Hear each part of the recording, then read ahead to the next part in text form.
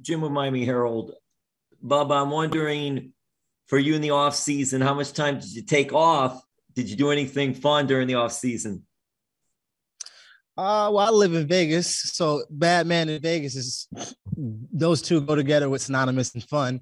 But I wouldn't say that I did anything extracurricular. It was, same old, same old. Mostly it was me trying to fight for my children. I had a big old case last year where, me and my ex didn't see eye to eye. So I had to, while the tournament was going on, I had to buckle down and try to stay focused on so many different things. And I had so many things on my plate that this year or this offseason, I got to get more organized and more clear with that. So it's a big difference.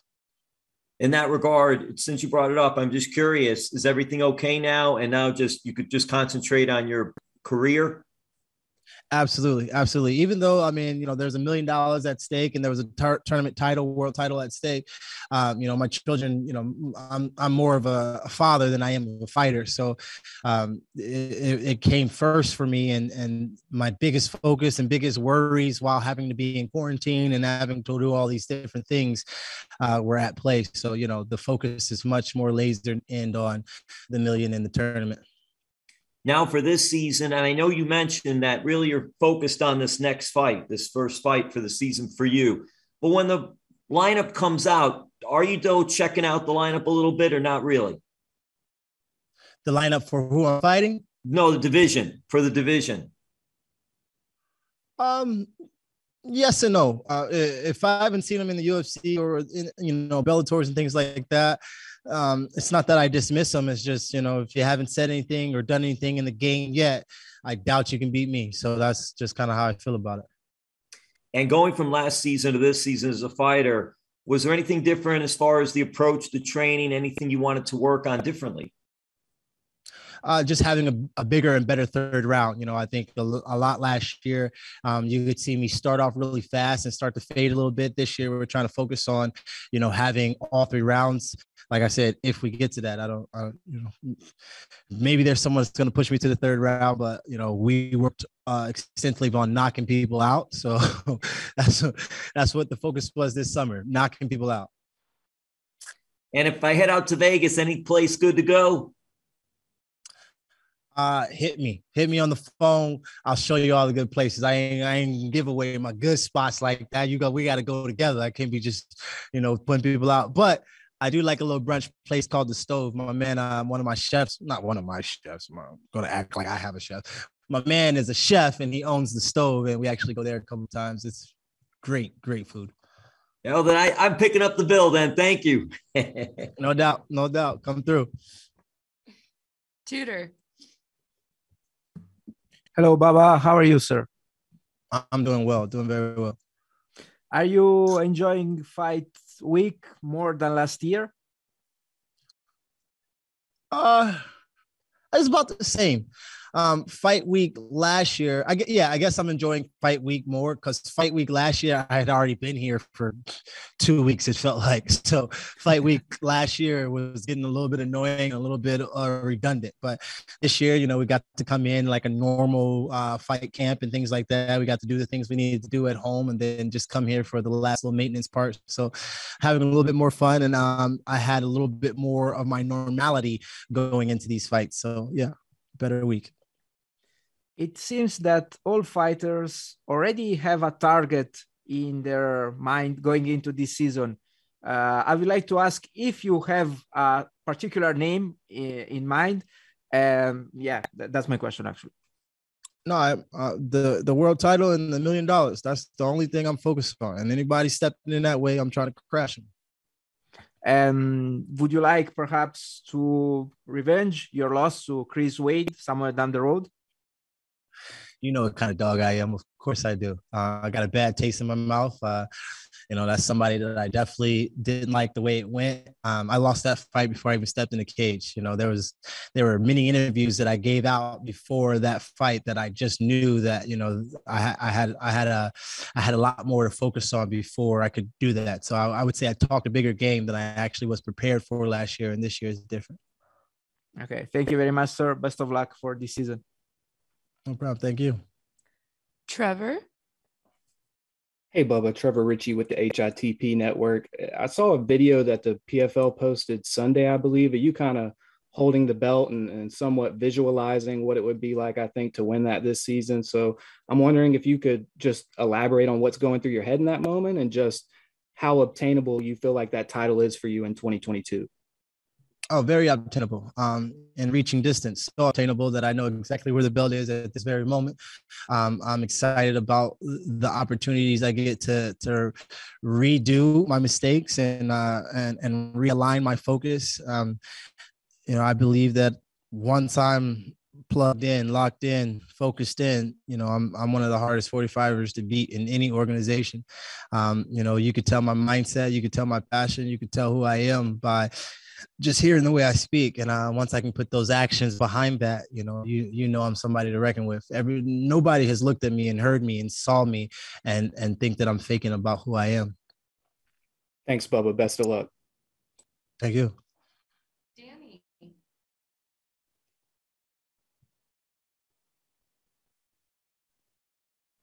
Danny, you're on mute.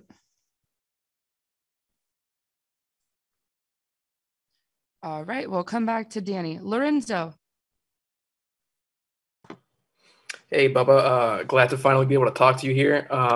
This is Lolo from Wilkiesburg Pod Network. And first of all, I just wanted to say I'm glad everything has fallen into place into your personal life. I know those are some tough issues to deal with. Aside from the comfort it brings you, obviously, in your personal life, I would imagine it's a big factor for all your fans out there, too. Just knowing that, Bubba has all his focus towards this PFL season and getting this title and getting to these playoffs. You have a great mix of KO finishes, submissions, and also decision victories on your record. No doubt that your wrestling is a great tool to use in setting up openings for your punches and stuff like that. Looking back at what you've accomplished so far, can you even imagine at all what your career would have been like if you, let's say, didn't have that amazing wrestling background and knowledge? Man, imagine me without wrestling. I'd probably be a much better boxer, a worse talker. I probably wouldn't have the confidence in the things that I can say because, I've been wrestling, since I knew what competing was. And me without wrestling is, a fish without gills, I guess. It's just a big difference in who I am, but I'm an athlete. I didn't happen to be a wrestler who was athletic. I was an athlete who happened to wrestle. So, when it comes to anything athletic or anything competition wise, you could throw me in there and I'm going to be in the top. I hear that. Thanks, Bubba. Appreciate it. No problem. Thank you. Trevor, did you have another question?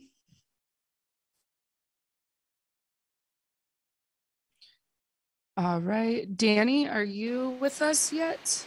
Yes. Sorry, I couldn't hear you the first time. Can you hear me now? Yep, all good. Cool. Well, so it sounds like you feel like last season you got a bit overconfident and perhaps weren't focused. Obviously, other things as well. Do you feel like that's the case? Like you were kind of responsible for your own shortcomings last season? Absolutely. I wouldn't say that I got overconfident because I did beat the two-time champion, which would have given anyone some good confidence. But, the lack of being able to show up and really put in the work while focusing on other things. And even when I showed up, I was absent mentally. That's kind of what gave me this little bit, you just beat Palmer, and everybody else who's been in this tournament kind of has already seen him. So, you should be okay. And I didn't rest on my laurels. I didn't stay in the grind like I did when going into the Palmer fight, and then with all the stardom in the world, kind of getting an understanding of who I am and how I speak and how I react and move, it kind of put me on a pedestal that definitely left me to be humbled and hungry at the end. Yeah. So, is it a hard look in the mirror to like kind of, because you feel like, it was more on your part than your opponents on why you came up short last season. Is that a hard thing to look at and to come to realize? No, not at all. When you are on your way to being a champion, there are many of times where I had to sit myself down and look myself in the mirror and say, you know, that wasn't it. That wasn't your best performance. That isn't what your family expects of you. That isn't what your friends and fans are requiring of you. You know, you have to do more. And when you're a real man, when you're a real G, you know, those conversations, they come often. Self-reflection and self-analyzation, when you're trying to grow, it should be a regular routine of your process. And I know what I did and didn't do, and we're trying to correct that this year. Yeah. And what are you going to do, or what have you done for this season, ahead of the season, that's sort of going to keep you Just in check? More focus. Last year we played around a little bit. I was going through a divorce, so, you know, being a handsome man with some money in Vegas is a little bit harder when you're freshly out of the divorce. All right, Bubba. Well, best of luck this season. Looking forward to your fight. Thank you. Dylan. Hey there, Bubba. I appreciate you making some time. No problem, Dylan. I was just noticing a video on the Instagram there of your son hitting pads there. Are we going to see another generation of Jenkins competing in MMA, or maybe not so much? 100%. I'm actually trying to stay relevant in the sport enough to me and my son both. I have two sons, so me and my sons, it's going to be harder for my youngest son, who actually just turned 4 earlier this month. And then my other son, the one you saw hitting mitts, his birthday is today. Shout out. Happy birthday, Dream. Yeah, we're definitely going to be seeing him. I mean, there's no way, shape, or form that he doesn't fight. He wanted to get in a tournament last year, and I just wasn't able to, you know, put it all together. So this summer, we're going to be seeing him doing some kickboxing somewhere, some wrestling for sure. But like I said, I'm trying to stay relevant enough to my little 8-year-old being an 18, 19-year-old 10, 11 years from now, and me and him both being on the same card. That's like a little LeBron James Bronny goal I got. Oh, that's really cool, man. I love that that's a goal mapped out. But something else I saw on the Instagram that I didn't notice you were immersed in until then, I didn't notice you had your own line of scented candles there with the Bad Man scented candles. What goes into a good event? The candle is also, it can be used as an oil. So if you're ashy and you get out of the shower and you put your candle on, you can dab in it and put a little oil on your hands, and nothing comes from it. Not only that, it smells like a real badass man. So if you want to get your candle, there's 3 different scents. You know, I'm an entrepreneur, baby. If it makes dollars, it makes sense to me. So I'm trying to get to the bag all the time. So yeah, definitely have a candle scent. Definitely y'all need to go tap in and get you some candles. I think I have a champion, a leader, and a warrior scent. So yeah, and I think I'm coming out with a scrub soon, some lotions. Yeah, I'm always working on something. Yeah, I love to hear it, man. Thanks so much for the time. No doubt.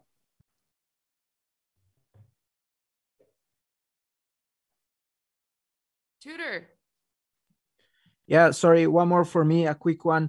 I'm looking for music suggestions from fighters these days. What's your walkout song? Well, my walkout song, since I'm fighting on my mom's birthday, is probably going to be LL Cool J, Mama Said Knock You Out.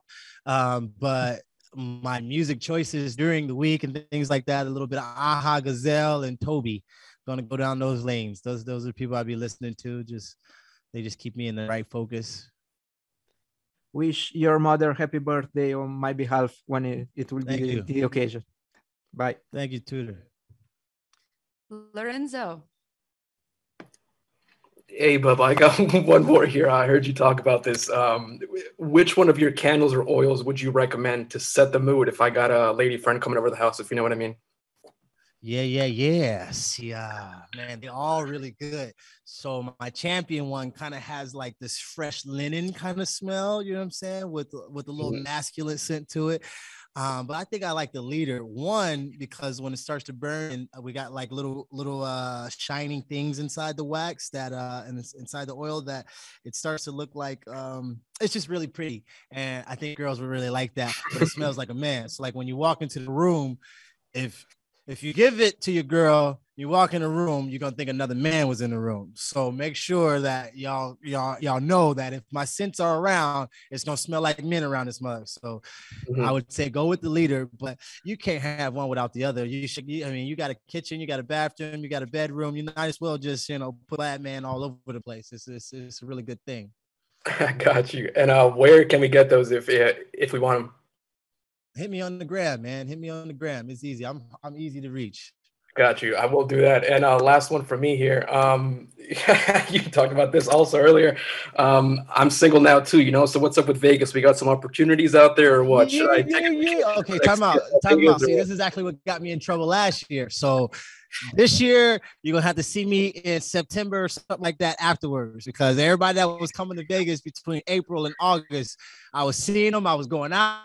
We was having a good time. I was winning fights. I was doing this. I was doing that. This year, you ain't gonna be able to see me until after September. I get the $1 million. I get the world title. Then that's probably when you want to go out with me anyway in Vegas. So yeah, but man, if I'm single, I'm trying to go out with you. I'm trying to go out with some, you know. What's up? Oh, I see what you're talking about. Yeah. So are you trying to find out a place to go, or are you trying to hit your boy to I'm just saying, what's the town like over there, man? Do we got options over there or what? Oh, it's Vegas. You got options. Yeah. All right. I haven't been to Vegas, so I'm not sure. And Vegas is outside now. Like, we outside. We outside again.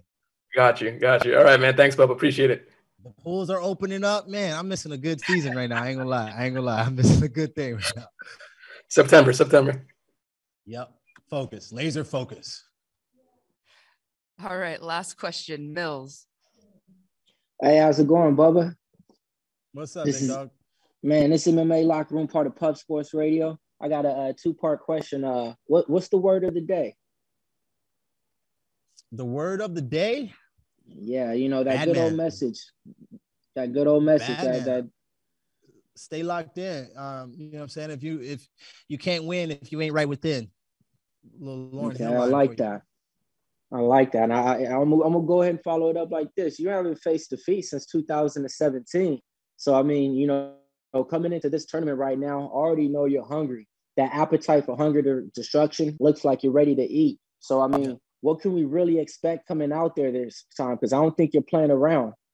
No, absolutely. My focus is laser, and this year you can expect to see me go 4-0, and I'm gonna try to put up some big points. You know, I'm not gonna rest on my laurels. If I'm up big, especially if I'm up 2 rounds, I'm gonna be looking for, you know, the big bonus points. You know, I'm not trying to just squeeze by wins or add a bunch of decisions to this year's championship. I want to do it in devastating fashion, and you know, like any good athlete on a contract year, we're trying to put up some big numbers.